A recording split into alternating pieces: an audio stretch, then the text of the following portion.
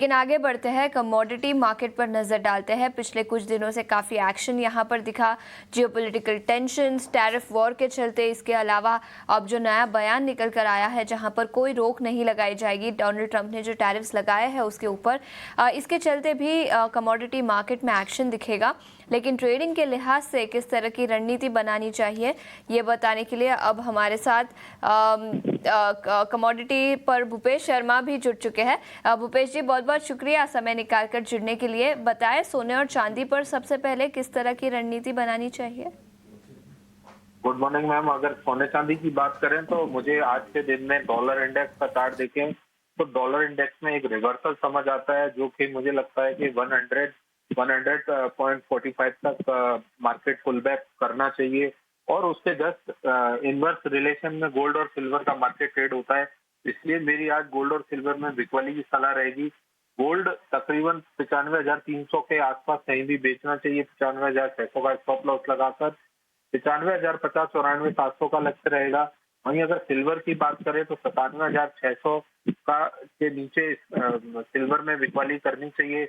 95,900 और का stop loss रहेगा। 95,200, 96,800 के लक्ष्य संभावित रहेंगे।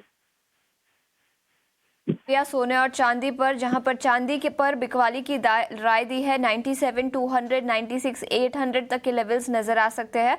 और सोने पर भी बिकवाली की राय 95,50 से 94,700 तक के लेवल्स यहां पर नजर आ सकते हैं। लेकिन भूपेश जी, सोने और चांदी के अलावा कच्चे तेल की बात करें तो ओपेक प्लस की अहम बैठक होगी वीकेंड पर, और वहां से 2025 और 26 के लिए सप्लाई हाइक किस तरह से निकल कर आता है उस पर सबकी नजर रहेगी। लेकिन शॉर्ट टर्म में ट्रेडिंग के लिहाज से कल एमसीएक्स पर कच्चा तेल करीब 2% की गिरावट के साथ 5,200 के आसपास बंद हुआ। आज के लिए किस तरह का ट्रेड बनेगा यहाँ पर? अगर कच्चे तेल की बात करें तो कच्चे तेल में लगातार ऊपर के भाव में सप्लाई देखने को मिलती है। वहीं ओपेक की बात करें तो ओपेक ने ऑलरेडी डिसीजन लिया है पिछले दिनों में कि वो लगातार अपना प्रोडक्शन बढ़ाएंगे। वहीं अगर टेक्निकल्स की बात करें तो टेक्निकल्स में 60.60 का जो लेवल है, मुझे लगता है कि बाजार अभी इस दायरे में पिछले अगर 10 ट्रेडिंग सेशन की बात करें तो बाजार नीचे में $60 और अपसाइड में $63 इसी रेंज में ट्रेड कर रहा है। परंतु कल ऊपर में एक अच्छी बिकवाली देखी गई, जो कि ऊपर में कहीं ना कहीं एक सप्लाई जोन बनाती है बाजार में 63 के आसपास। मुझे लगता है कि कहीं भी बाजार में पुल बैक आता है 62 के आसपास तो भी बाजार में बिकवाली कर सकते हैं।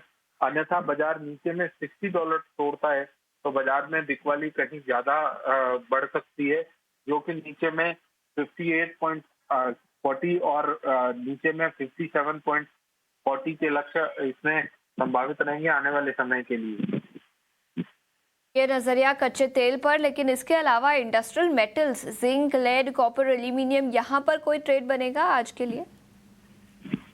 जी, अगर कॉपर और जिंक की बात करें तो कॉपर का बाजार पिछले 5-6 ट्रेडिंग सेशन से एक छोटी रेंज 860 से लेकर 870 के जोन में ट्रेड कर रहा है, जो कि कॉपर के लिए अपने आप में काफी छोटी रेंज है।